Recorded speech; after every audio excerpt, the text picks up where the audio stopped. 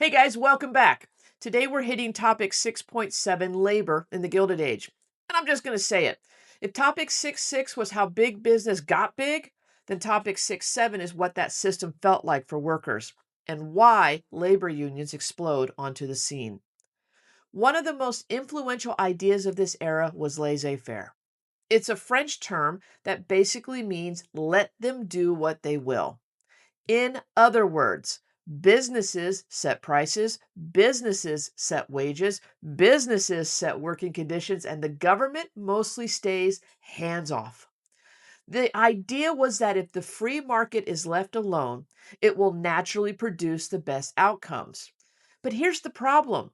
As industry grows, so do the social problems, and the workers are the ones taking the hit. So during the Gilded Age, you see this conflict rising. Should the government stay out of the economy or should it step in to protect people? And one of the biggest byproducts of that tension is labor unions. Now, to be fair, the Gilded Age is not all misery. Let's be honest, factories were mass producing goods, prices on many everyday items were going down, and over time, wages do rise some. But even with that, life for many workers was rough. Wages were still low, hours were long, conditions were unsafe, and layoffs hit hard during economic downturns like the Panic of 1873 and the Panic of 1893. Here's the big issue. If one worker complains, management can basically say, cool story. There's 10 other people who want your job, especially with that huge influx of immigrants who are coming into industrial cities. So worker realized something important. One voice is easy to ignore. Thousands of voices together, that's a very different story. That's the logic behind labor unions. At their core, labor unions wanted three basic things: higher wages, shorter hours, hello, an 8-hour workday, and safer working conditions. That's it. That's the heart of the labor movement. During this period, you're going to see two general approaches to unionizing. The first is craft unions. These organized skill workers, think the trades. And the other is industrial unions. These organized all workers, skilled and unskilled, into one big group. That distinction matters because it affects who is included and how much power a union can build. Now, let's hit the big names. First, the Knights of Labor. Very important. They are going to grow into a national union and are more inclusive than you might expect for the time. They welcome both skilled and unskilled workers, women and Black workers. They push for big reforms: that 8-hour workday, ending child labor, and opposing trust and monopolies. But the Knights take a major hit after Haymarket, and we'll get there. Next, the American Federation of Labor, or the AFL, led by Samuel Gompers. The AFL focuses mostly on skilled workers, making it a craft union.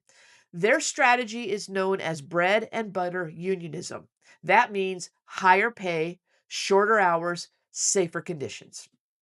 Less about overthrowing the system, more about improving workers' daily lives. So, how do unions force owners to listen? Their biggest tool is the strike. If workers stop working, production stops.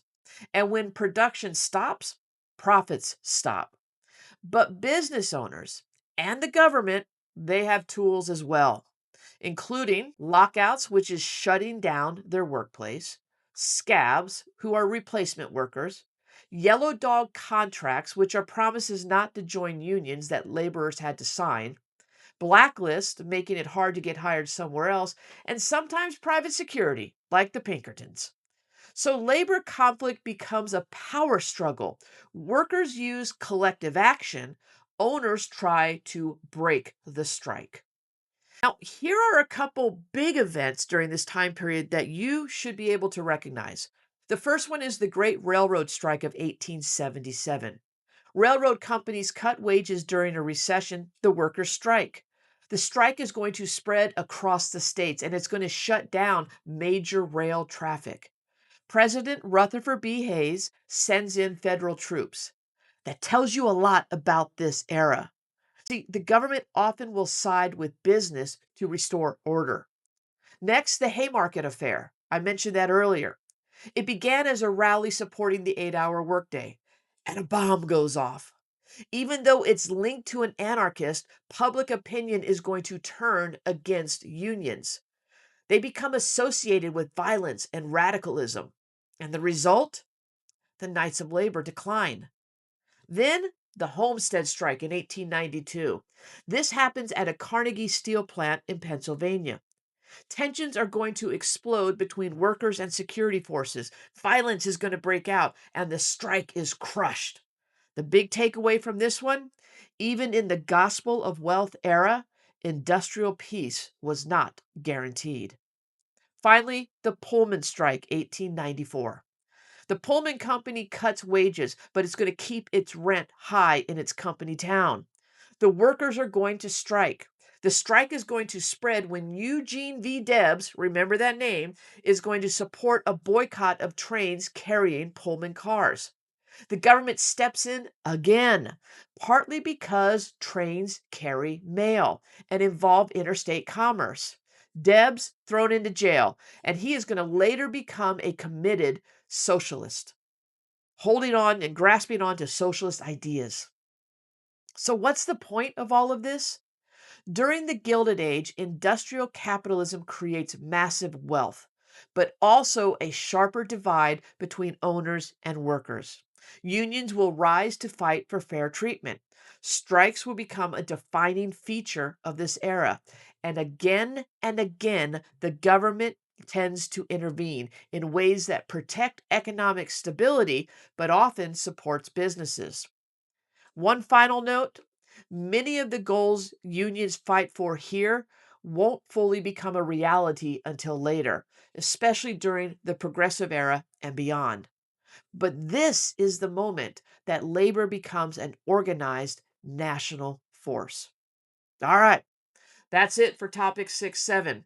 If you can explain why unions formed, what they wanted, how strikes played out, and how the government responded, you're in great shape. We'll see you on the next one.